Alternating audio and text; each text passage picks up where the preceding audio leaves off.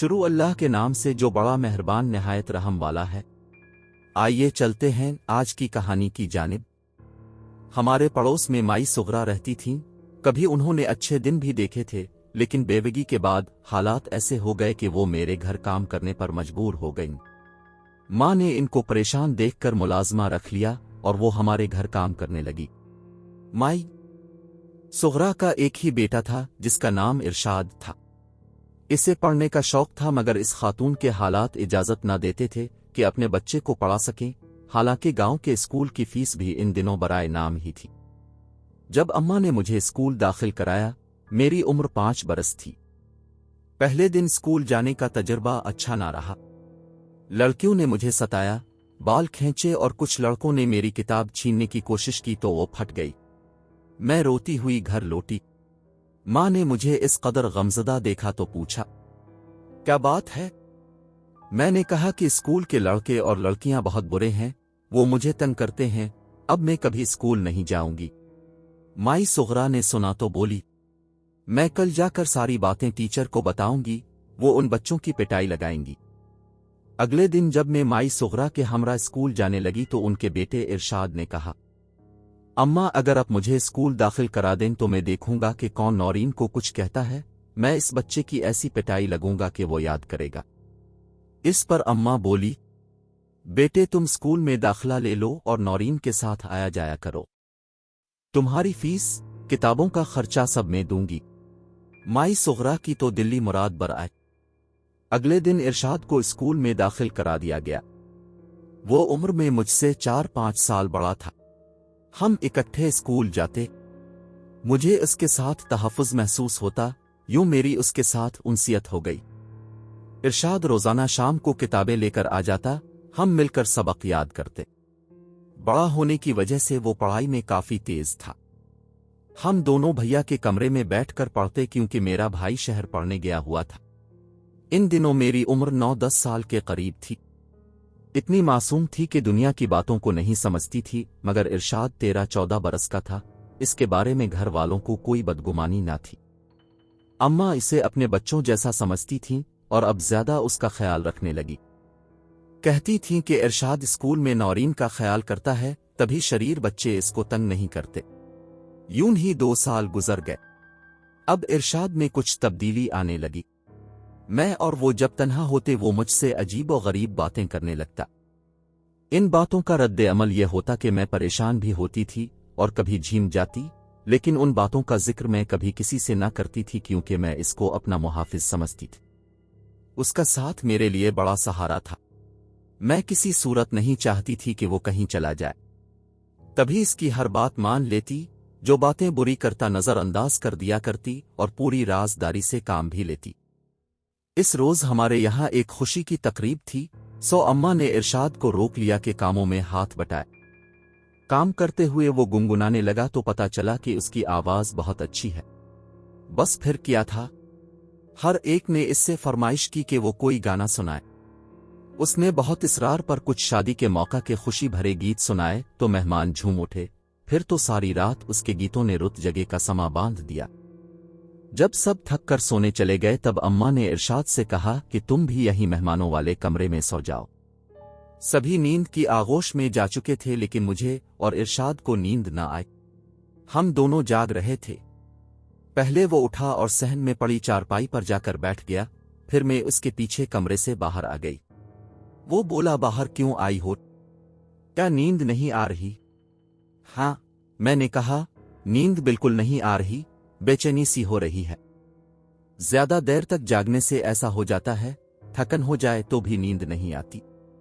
اس رات ہم دونوں جاگتے رہے اور ہم نے خوب باتیں کیں۔ مجھے ذرا بھی احساس نہ ہوا کہ وہ ہماری ملازمہ کا لڑکا ہے اور میرا اس کا کوئی میل نہیں ہے۔ اس رات پہلی بار کم عمری کے باوجود محبت کی اہمیت اور دوسری کئی پرکشش باتوں سے آشنا ہوئی جو زندگی میں یادگار بن جاتی ہے۔ اور پھٹنے سے پہلے میں ارشاد کے ساتھ صحن سے اٹھ کر اپنے کمرے میں آ گئی اور آنکھیں موند کر سوتی بن گئی۔ اس وقت میری عمر 10 برس تھی اور یہ وہ عمر ہوتی ہے جب زبان چپ رہتی ہے مگر آنکھیں بولتی ہیں۔ انہی دنوں جب مجھے اپنی خوبصورتی اور عمر کی دلکشی کا پہلی بار احساس ہوا تو میں نے ارشاد کے بارے سوچنا شروع کیا۔ मैं इसमें दिलचस्पी जरूर रखती थी, लेकिन मोहब्बत मुझे इससे ना थी। न कभी ये सोचा कि वो हमेशा मेरे साथ रहे, बल्कि अब तो सोचती कि अगर इससे अच्छा कोई और मिल जाए तो मैं अपनी मुलाजिमा के इस सुकूत की जानिब मोड़कर भी ना देखूंगी। मजबूरी ये थी कि मुझे अभी तक स्कूल में इरशाद के प्रोटेक्शन की जरूरत थी, और उसके साथ रहने की आदत ऐसी पड़ गई थी कि इसके बगैर खुद को तन्हा और अधूरा ख्याल करती थी। दरअसल मैं इरशाद को नहीं, इसकी बातों को पसंद करती थी जिनसे मुझे रूहानी सुकून मिलता था। एक रोज गांव में किसी का इंतकाल हो गया। घर वाले वहां चले गए। इरशाद और उसकी बहन को हमारे पास छोड़ गए ताकि हम अकेले ना रहे। इसकी बहन तो खाना खाकर सो गई और इरशाद बातों के चस्के में बैठ गए कि हमको अभी नींद ना आ रही थी। ये दिन मेरी जिंदगी का सियाह तरीन दिन था। हम आधी रात को बातों में महव थे। एहसास ना हुआ कि आपा का मंगेतर जमाल कब वहां आया और हमारी बातें सुनता रहा, हालांकि हम गलत किस्म की बातें ना कर रहे थे। लेकिन इस शख्स के लिए तो कम न था कि लड़का और लड़की तन्हाई में आधी रात को बातों में मगन हो। बहरहाल जमाल भाई दबे कदमों कमरे में आए और हमको बहुत बुरा भला कहा। उन्होंने इरशाद को तो 2-4 जूते भी लगाए कि नौकरानी के बच्चे, तेरी ये हिम्मत, अपनी औकात भूल गया। उन्होंने बाजू से पकड़कर इसको उसी वक्त घर से निकाल दिया और बोले, अब कभी मैं तेरी सूरत ना देखूं, अब कभी इधर का रुख ना करना। इरशाद तो इस दिन से ऐसा गया, फिर कभी वापस ना आया। लेकिन मैं कम नसीब आज भी एक गरां बोझ तले दबी सिसक रही हूं। मेरा ख्याल था कि जमाल भाई खूब इस वाकये की तशहीर करेंगे, अम्मा अब्बा से भी शिकायत करेंगे, बाजी को बताएंगे कि देखो तुम्हारी बहन की ये हरकतें हैं। लेकिन उन्होंने ऐसा ना किया, बल्कि इस जुर्म की उन्होंने मुझे ऐसी सजा दी, काश मुझको मौत ही आ जाती तो अच्छा था।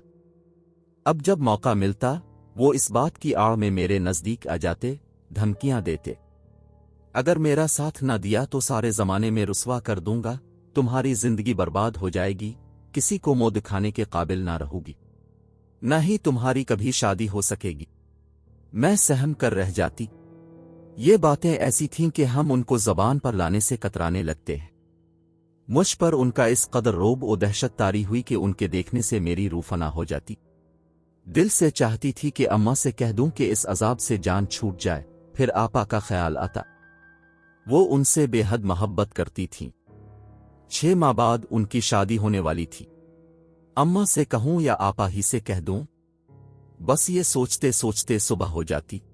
मैं एक कमसन बच्ची, अक्ल कम और खौफ ज्यादा।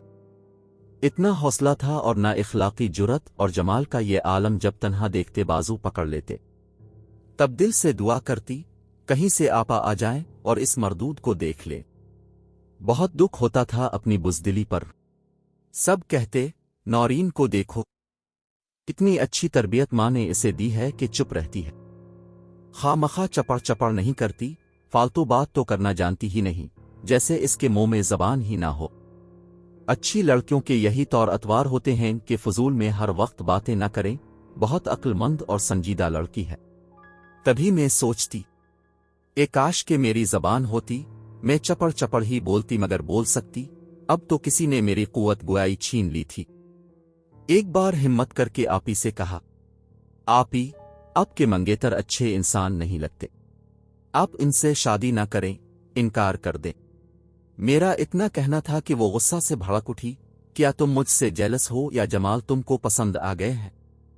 क्यों ना करूं मैं उनसे शादी भाई? क्या तुम करना चाहती हो जमाल से शादी? उफ मेरे अल्लाह में तो कहकर पछताई।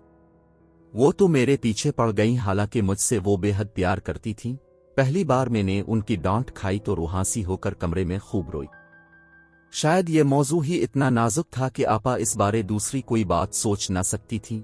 आपा की शादी का दिन आ गया। वो बहुत खुश थीं। शादी की तैयारियां धूमधाम से हुई।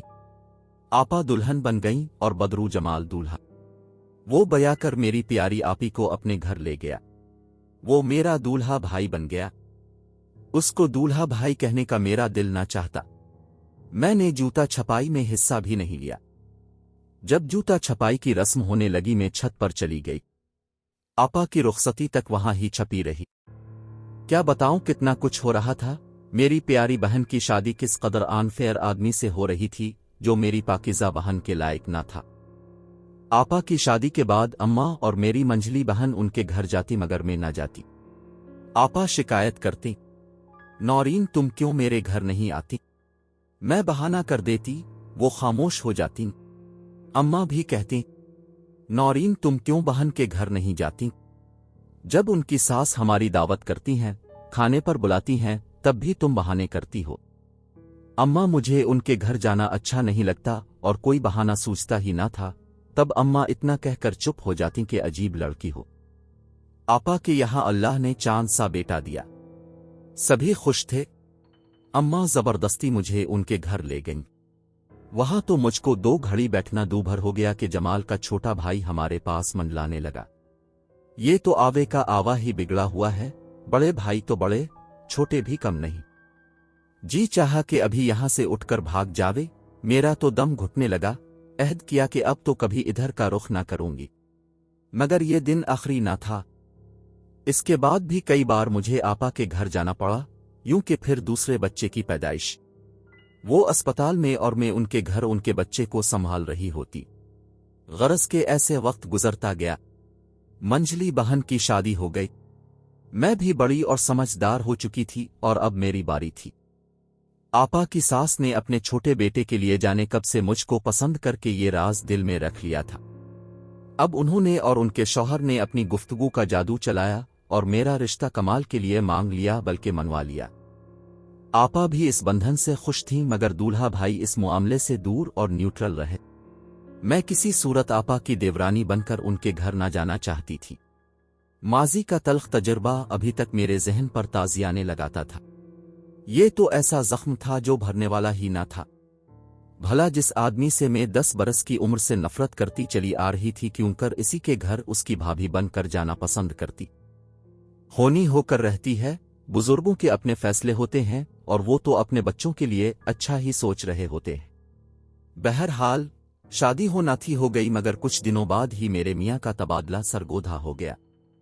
उनको मकान भी मिल गया और वो मुझको लेकर ड्यूटी पर आ गए। अब मुझे दूल्हा भाई की शक्ल देखने से निजात मिल गई।